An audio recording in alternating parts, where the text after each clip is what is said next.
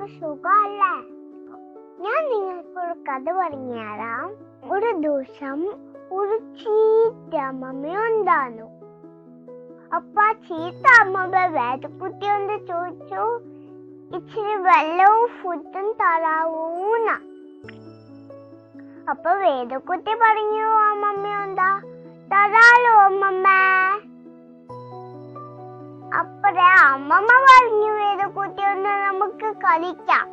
അങ്ങനെ പറഞ്ഞു. എന്നിട്ടാ പുറത്ത് പോയി അവർ കളിക്കുന്ന നേരത്താ വേദക്കുട്ടിന്റെ അമ്മ വരാറായി.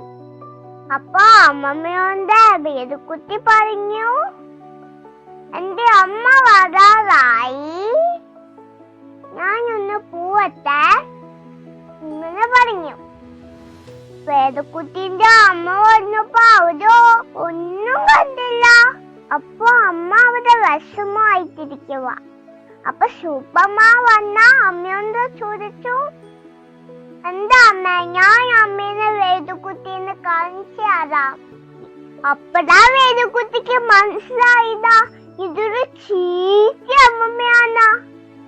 അമ്മമ്മ ഒരു ഭൂതമാണോ, ഭൂതമൊക്കെ വളർത്തി പല്ലൊക്കെ ഒരു ഭൂതം. സൂപ്പമ്മ ഭൂതത്തിന് പിശു പിശു അങ്ങനെ നല്ല രീതിയുടെ